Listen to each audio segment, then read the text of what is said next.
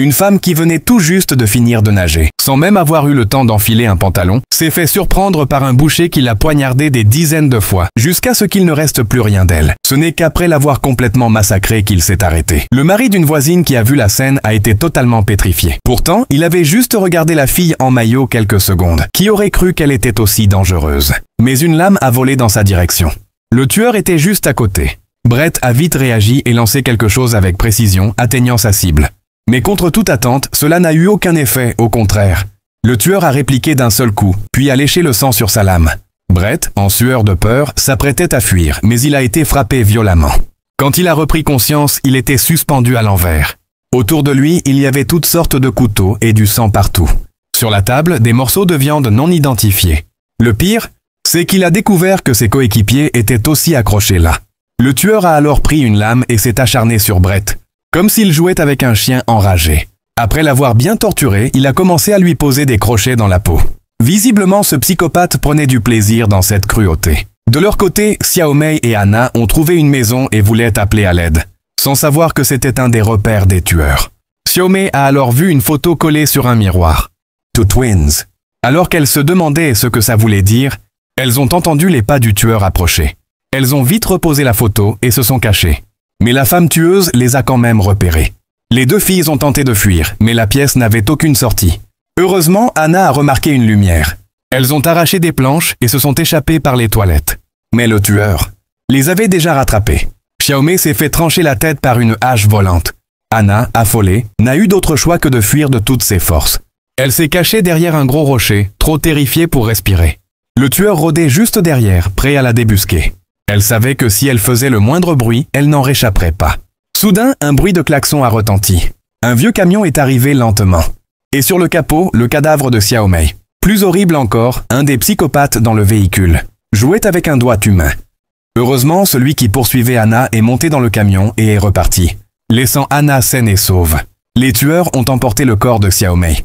À la maison, un autre boucher a ouvert Brett pour l'examiner. Une nouvelle proie fraîche venait d'arriver. Ils ont alors descendu le corps de Xiaomei. Deux autres bourreaux sont repartis en chasse. Celui qui devait s'occuper de Brett s'est approché pour l'achever.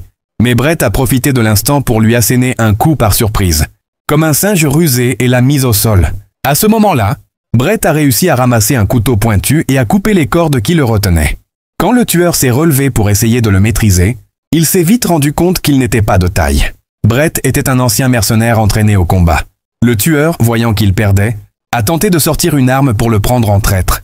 Heureusement, Brett a réagi très vite, l'a maîtrisé immédiatement, puis a utilisé sa force pour lui arracher l'arme et l'abattre sur le champ. Pendant ce temps, deux coéquipiers de Brett ont trouvé de la viande grillée. Pensant que c'était du gibier de montagne, ils en ont discrètement pris pour le ramener et le partager avec les autres.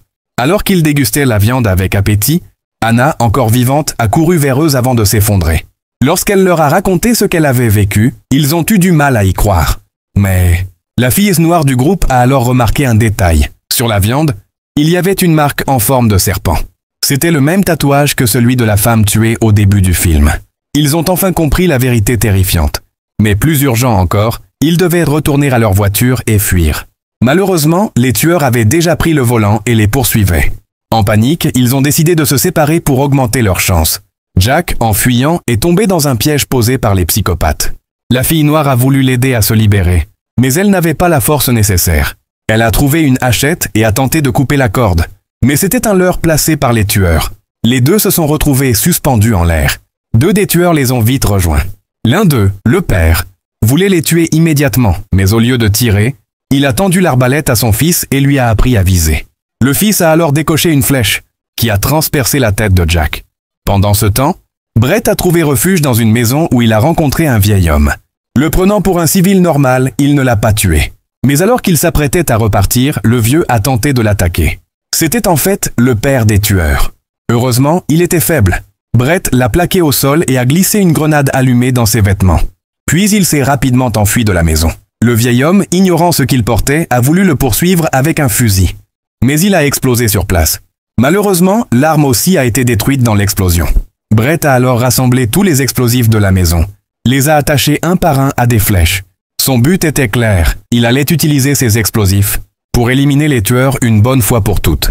Pendant ce temps, le gars noir et Anna avaient retrouvé un entrepôt abandonné, où ils ont découvert plusieurs véhicules, dont leur camping-car.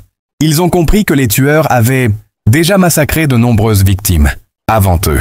Soudain, ils ont entendu des appels à l'aide, venant justement du camping-car. Le gars noir a alors saisi un fusil à pompe et a foncé dans le véhicule. Mais c'était un piège bien préparé. Fuck up there!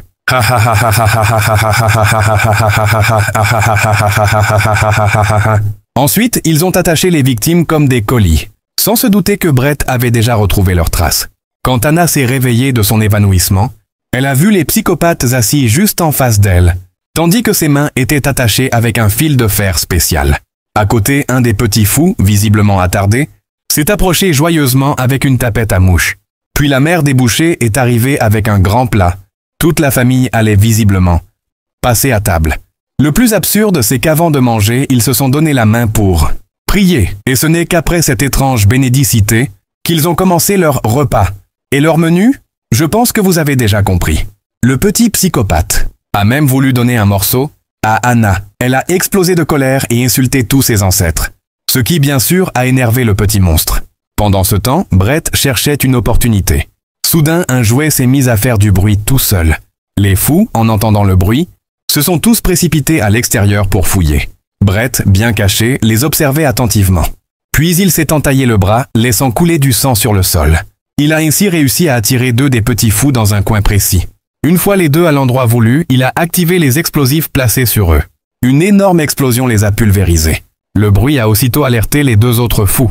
Brett en a profité pour venir sauver Anna, lui disant de s'enfuir immédiatement.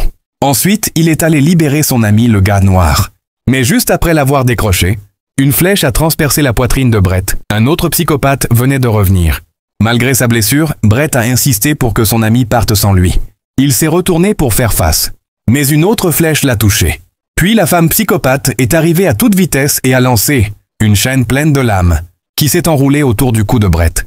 Cette fois, Brett était complètement immobilisé, incapable de réagir. La femme a ensuite remis les restes sanglants à son mari.